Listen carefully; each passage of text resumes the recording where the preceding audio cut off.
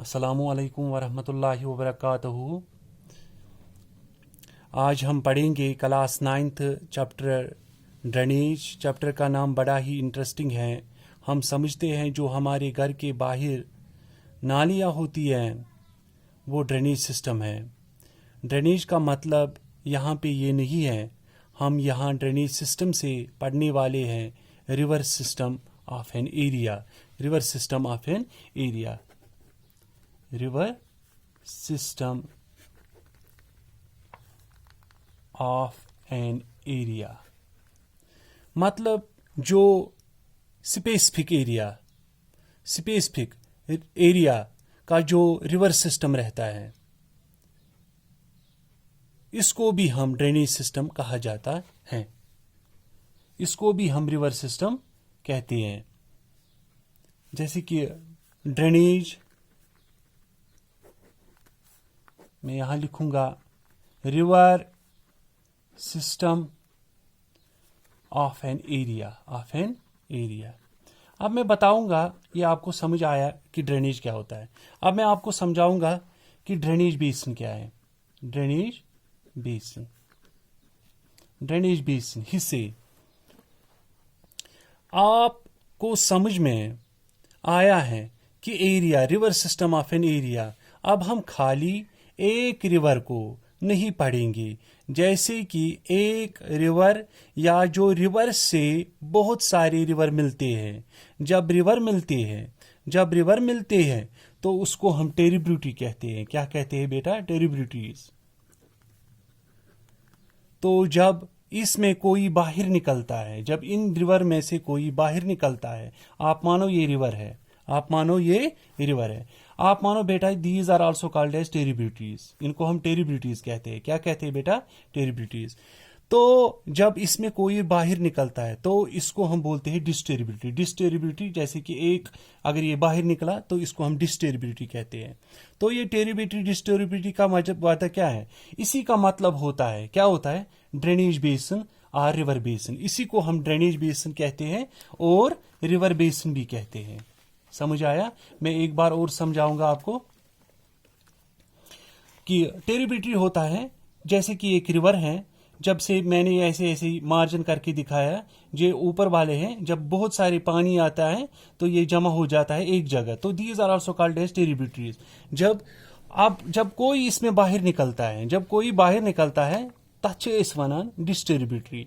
यम सातन ये मिलान पत टेरिब्यूटी तो डिस्टेरिब्यूटरी यम सातन अत मिलान वनान ड्रेनेज बेसिन, बेस वनान रिवर बेसिन। तो ये डिस्टेरिब्यूटरी और टेरिब्यूटरी ये रिवर बेसिन कहलाता है। इसी को हम रिवर बेसिन कहलाता है। अत लिख बह अमिच डिफिनीशन ति। They are drained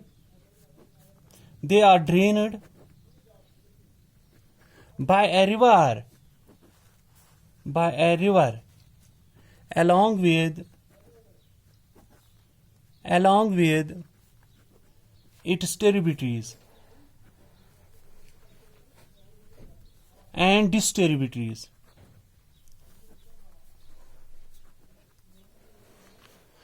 is known as drainage basin. अति आवा समझ? यही होता है drainage basin.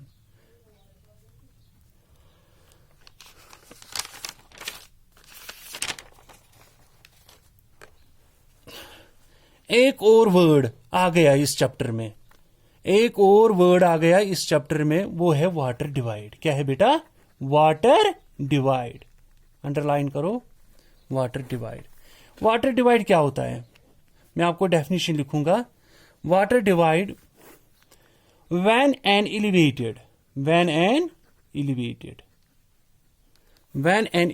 area such as mountain or an upland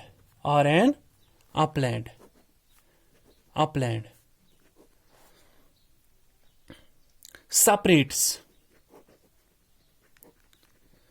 two drainage basins is known as water divide. इसको हम बोलते हैं वाटर डिवाइड। मैं अब आपको समझाऊंगा क्या होता है वाटर डिवाइड। वाटर डिवाइड क्या होता है? एक प्लेन एरिया आप मानो, एक प्लेन एरिया, पानी एक साइड से बहता है, पानी एक साइड से बहता है, that means continuous source of water, यानी एक जगह से पानी निकल रहा है, पानी एक जगह से निकल रहा है, वो दोनों साइडों से बहता चला जाता है। अगर एरिया, अगर आप मानो बेटा ये है, this is the plain area, यह प्लेन एरिया बनो मे, यह प्लेन एरिया, यह मानतो तुम that is continuous source of water, यह कंटिन्यूअस सोर्स ऑफ वाटर। समझ आवा बेटा, यह कंटिन्यूअस सोर्स ऑफ वाटर।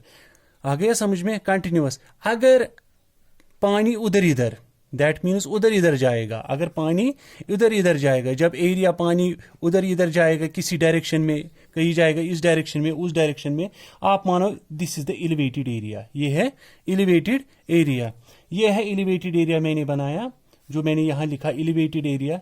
इस एलिवेटेड एरिया में जो मैंने ये ऊपर बनाया, पानी आप मानो कि आधा इधर से बहेगा, आधा इधर से बहेगा, आधा पानी इधर से बहेगा, आधा पानी इधर से बहेगा, ये जो ऊपर वाला जो बन गया, तो that is also called as water divide. इसको भी हम बोलते हैं कि पानी डिवाइड होता है, तकसीमों में होता है, तो उसको हम बोलते हैं वाटर डिवाइड।